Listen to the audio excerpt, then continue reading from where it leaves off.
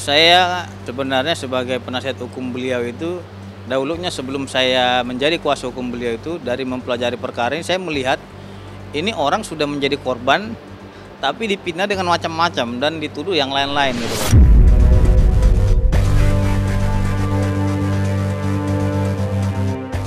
Jangankan Ibtu Rudiana aja Mbak, saya aja sebagai selaku penasihat hukum saja diserang, diancam, dihina, dimaki-maki dan lain-lain. Itu merupakan suatu konsekuensi bagi diri saya dalam melakukan pembelaan terhadap orang.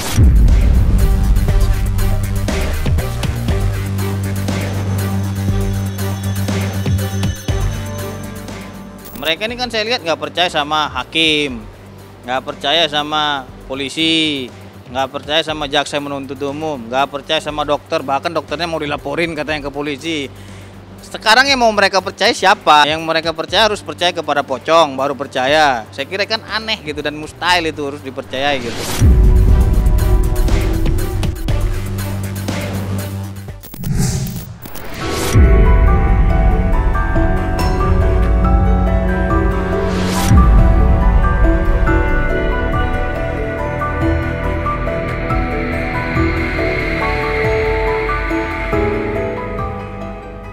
Sosok Ibtu Rudiana seakan tidak ada habisnya memancing perdebatan sengit di masyarakat. Ada yang pro, ada pula yang kontra. Seperti diketahui, Ibtu Rudiana merupakan ayahanda dari almarhum Eki yang menghembuskan nafas terakhirnya bersama Vina di malam penuh misteri 8 tahun lalu.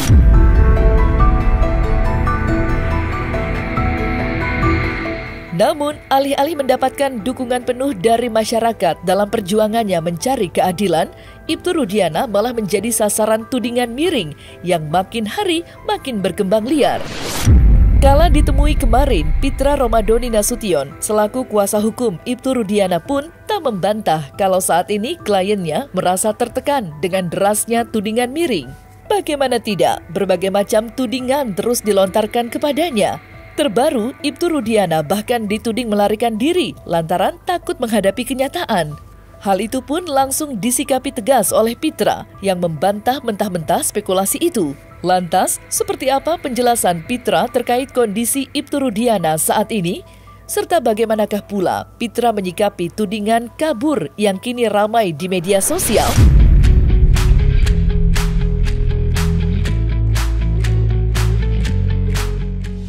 Waduh, ini sungguh sadis sekali. Jangan-jangan ini peramal nggak jelas ini, gitu loh. Dia meramalkan sesuatu seorang kabur itu, padahal Pak Rudiananya itu kemarin ketemu saya dan sama keluarganya juga makan bersama. Jadi nggak ada hal-hal yang disebut oleh peramal tadi mau kabur atau enggak, itu menyesatkan gitu loh. Iya dong, aktif bertugas sebagai Kapolsek Kapetakan dan beliau melayani masyarakat. Jadi saya sebenarnya sebagai penasihat hukum beliau itu, dahulunya sebelum saya menjadi kuasa hukum beliau itu, dari mempelajari perkara ini saya melihat ini orang sudah menjadi korban tapi dipitnah dengan macam-macam dan dituduh yang lain-lain gitu loh. Ada otak intelektualnya yang tersembunyi, Pak. Menurut saya Ibtu Rudiana, walaupun ada hal pro dan kontra terkait Ibtu Rudiana, itu wajar saja. Karena tidak semua orang percaya dengan Ibtu Rudiana. Tapi dalam hal ini kita konteksnya pro justia, konteksnya normatif, sesuai yang ada di dalam BAP, sesuai yang ada di dalam aturan hukum. Seharusnya Bapak Ibtu Rudiana yang begitu banyak tekanan, yang begitu banyak istilahnya pembulian kepada dirinya, saya pribadi melihat sisi manusiawinya, sisi di luar konteks itu. Seorang bapak kehilangan anak, bahkan juga ditekan oleh institusinya untuk meyakinkan bahwa ini benar adalah kasus yang real kriminal tentang pembunuhan. Nah, itu bisa dibayangkan bagaimana tekanannya. Jangankan Ibtu Rudiana aja Mbak, saya aja selaku penasihat hukum saja diserang, diancam, dihina, dimaki-maki dan lain-lain. Itu merupakan suatu konsekuensi bagi diri saya dalam melakukan pembelaan terhadap orang.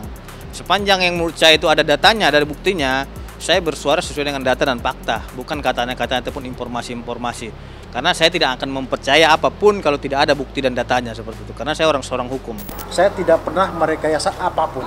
Yang saya lakukan sebagai orang tua korban, melaporkan tentang sesuatu yang saya ketahui. itulah yang saya laporkan. Setelah saya laporkan tentunya oleh penyidik. Saya sangat mengenal struktur dan bagian dari kepolisian. Merekayasa dan mengkondisikan sebuah kasus, Pak. Nggak bisa, Pak, dia. Saya sih pada prinsipnya ya selalu memberikan nasihat hukum kepada klien saya agar tetap tawakal kepada Allah Subhanahu wa taala dan beribadah, dan saya suruh juga beliau tahajud agar bisa melewati masa-masa sulit ini. Karena saya paham juga dalam setiap kasus itu tidak ada hal yang semudah yang kita pikirkan. Pasti ada aja yang lain-lain itu yang muncul, yang ini, yang itu. Itulah tantangan daripada suatu kasus. Lihat sosok Ibtu Rudiana yang begitu jiwa besar.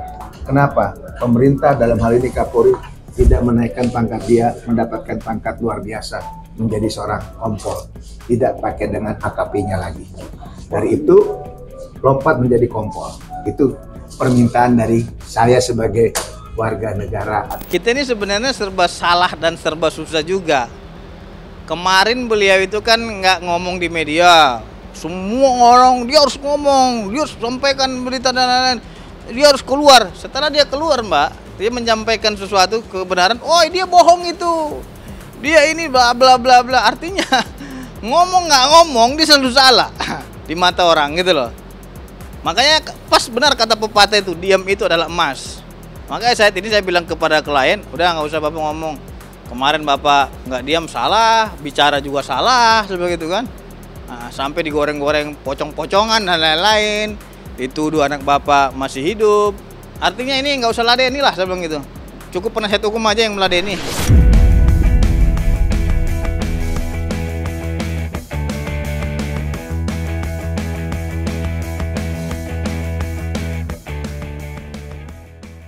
Derasnya badai tudingan miring terhadap Ibtu Rudiana tidak berhenti sampai di situ saja. Pasalnya, belakangan ini sebuah spekulasi mengejutkan pun sempat pula tersebar, di mana banyak pihak yang kini justru berbalik 180 derajat dan menaruh curiga jika sebenarnya penyebab tewasnya Vina dan Eki bukanlah aksi penganiayaan, melainkan kecelakaan lalu lintas tunggal. Spekulasi itu sendiri mulai tersebar lantaran menjadi landasan pihak Saka Tatal dan Peggy Setiawan dalam perjuangan hukum mereka masing-masing. Dan dalam kesempatan yang sama, Pitra Romadhoni pun membantah hal tersebut, sembari memamerkan setumpuk bukti-bukti berisikan potret motor almarhum Eki. Lantas, apa kata Pitra soal adanya pihak-pihak yang menghembuskan isu kecelakaan itu?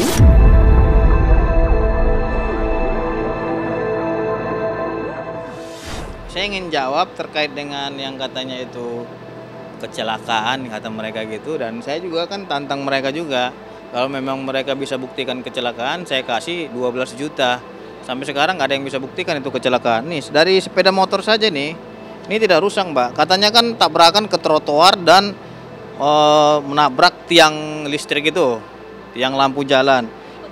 Ini motor almarhum Eki yang ditumpangi oleh almarhum Pina juga.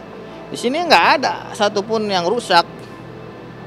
Jadi kalau memang itu kecelakaan, tabrakan, tentunya motor ini rusak karena katanya menabrak trotoar. Kata mereka, versi mereka. Kalau saya mengikuti cara berpikir mereka kan gitu. Terus yang kedua, ini katanya, oh ini foto ini sebelum kecelakaan nih. Nah ini saya tepis nih. Ini ada motor Nah ini dari samping kanan, ya. Dari samping kanan nih. Oh samping kiri, mohon maaf. Dari samping kiri nggak ada yang rusak ini. Ya memang nggak ada. Yang ada itu peristiwa kecelakaan lalu lintas di Cirebon Kabupaten. Sudah ditangani oleh polisi Polres Cirebon Kabupaten. Jenazahnya sudah dikubur. Sudah selesai. Kan tidak dilimpah-limpahkan perkaranya, udah selesai. Ini dia sepeda motor dan ada sepeda motor terpidana. Jadi sama seperti ini.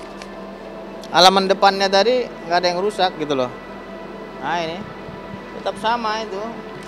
Jadi nggak ada dibilang itu sebelum kejadian. Jadi katanya sebelum kejadian ini foto sebelum kejadian gitu, enggak. Ini setelah kejadian seperti ini.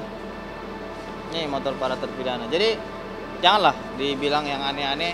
Kalaupun seumpamanya hal sepele saja membuktikan pembunuhan atau tidaknya itu dari sepeda motornya aja pasti hancur dan rusak parah gitu loh. Karena kita ketahui sepeda motor saya tidak begitu tidak hancur dan rusak parah. Hanya baret aja sebelah kanan ya. Dengan kondisi rahang bawahnya ini patah kan gitu. Rahang atasnya itu patah, tengkoraknya itu patah kan gitu. Terus tangannya ini, bahunya ini patah, kakinya juga luka-luka. Saya kira itu tidak memungkinkan peristiwa seperti itu dahsyatnya dengan kondisi sepeda motornya yang tidak rusak. Karena saya yakin meninggalnya kedua korban di flyover Talun itu bukan karena pembunuhan berencana yang dituduhkan kepada 8 orang terpidana itu. Dari awal laporan itu laporan kecelakaan. Nah, apakah misalnya penyidik itu tidak meyakini laporan kecelakaan tunggal, ya harusnya cari tahu dong meninggal kecelakaannya apakah ada sebab lain gitu. Kan bukan kewajiban kita, tetapi yang pasti bukan 8 terpidana ini pelakunya. Yang bisa membuktikan kalau ini ada peristiwa pembunuhan, nggak usah pelakunya. Kalau pelakunya mungkin sukar nangkapnya. Buktikan ada peristiwa pembunuhan di kota Cirebon. Saya kasih hadiah 10 juta tunai. Ayo, Anda dengar boleh juga ikut. Boleh ikut. Kontan. Ada nggak peristiwa pembunuhan di kota Cirebon tanggal itu, hari itu? Udah, buktikan. Jadi begini Mbak, kalau dibilang kecelakaan itu mustahil. Karena sudah ada putusan pengadilan negeri yang telah berkekuatan hukum tetap. Ini sudah dilakukan pemeriksaannya oleh 5 instansi loh. Instansi yang pertama pihak kepolisian, kejaksaan, pengadilan negeri, pengadilan tinggi Jawa Barat, Mahkamah Agung Republik Indonesia. Jadi sudah 5 kali diperiksa berulang kali terkait dengan hal tersebut. Hakim memutuskan itu pembunuhan berencana. Jadi kalau memang itu kecelakaan pasti berkasnya tidak akan naik dan itu pasti akan ditolak seperti itu. Tidak semerawut. Wong jelas sekali kok kecelakaan tunggal menurut polisi yang berwenang. Ya sudah. Mereka ini kan saya lihat nggak percaya sama hakim, nggak percaya sama polisi, nggak percaya sama jaksa penuntut umum, nggak percaya sama dokter, bahkan dokternya mau dilaporin katanya ke polisi. Sekarang yang mau mereka percaya siapa gitu loh, itu aja. Nah, yang mereka percaya harus percaya kepada pocong baru percaya. Saya kira kan aneh gitu dan mustahil itu harus dipercayai gitu.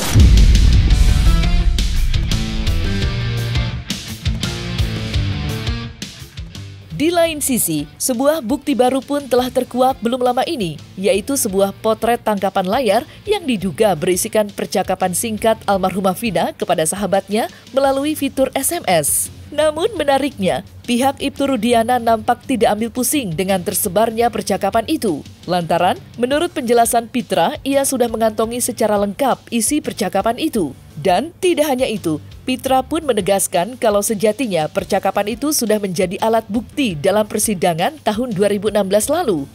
Akan tetapi, untuk sekarang ia masih enggan membongkar isi lengkapnya. Lantas, mengapa pihak Ibtu Rudiana belum berniat untuk membongkar keseluruhan percakapan itu? Serta apa pula penjelasan Pitra mengenai polemik SMS Vina tersebut?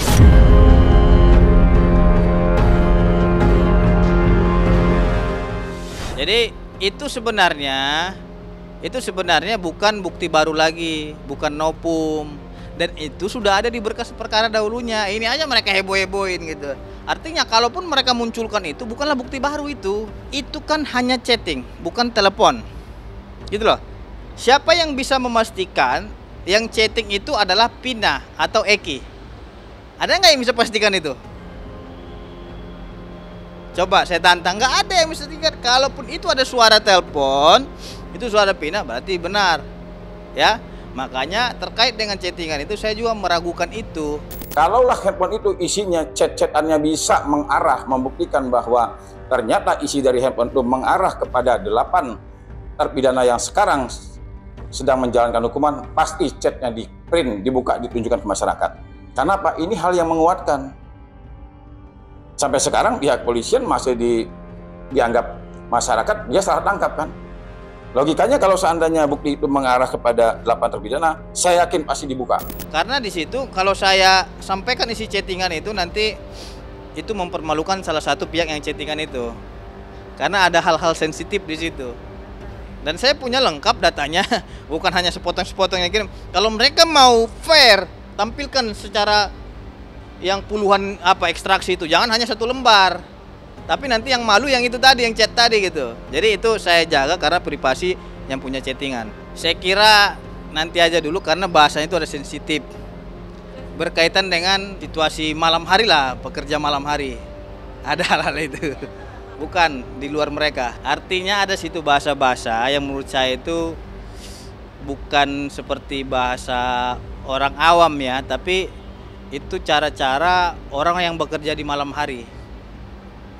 Tapi itu belum saya ungkap, nanti aja saya ungkap gitu loh. Ini sebenarnya yang saya tunggu dan sempat saya sarankan ketika kasus ini meledak beberapa waktu yang lalu ya. Saya memang tidak banyak terlibat dalam kasus ini karena apa? Pengungkapannya terlalu panjang, pengungkapannya terlalu berliku, lebay lah kalau menurut saya.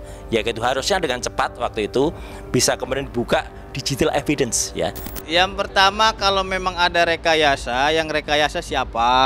Karena kan banyak juga yang tampil-tampilin di media sosial itu diedit-edit dan lain-lainnya itu sudah berubah. Makanya kalau memang ada rekayasa laporin, kita dukung itu gitu loh. Makanya ini kan di TikTok maupun di Facebook tadi banyaknya rekayasa, fitnah, pencemaran nama baik dan lain-lainnya yang keabsahannya kita tidak ketahui. Kalau memang ada bukti digital forensiknya baru kita akui. Makanya saya bilang ekstraksi yang dimunculkan mereka itu saya juga meragukan itu. Ya makanya saya meragukan itu, bukti digital forensiknya mana gitu. Karena saya udah tanya Roy Suryo juga, ada nggak bukti digital forensiknya? Karena Roy Suryo kan sahabat saya gitu loh. Makanya harus dilihat, kalau memang ada dugaan rekayasa ya harus dihadirkan ahli IT yang independen ya gitu. Artinya yang tidak terlibat ke dalam satu pihak dan pihak yang lain. Karena kan sejak awal saya juga lihat ya, kasus ini kok babalit istilah teman-teman di Sunda gitu ya. Kok pengakuan seseorang dan orang yang lain itu sangat berbeda. Kemudian muncul nama-nama baru tiap hari. Kayaknya muncul nama baru lah. Ada ini loh, terus kemudian nama barunya muncul lagi kuasa hukumnya, muncul lagi kelompoknya, terus beredar sampai ya terjadilah debat yang menurut saya nggak seru dan nggak bermutu.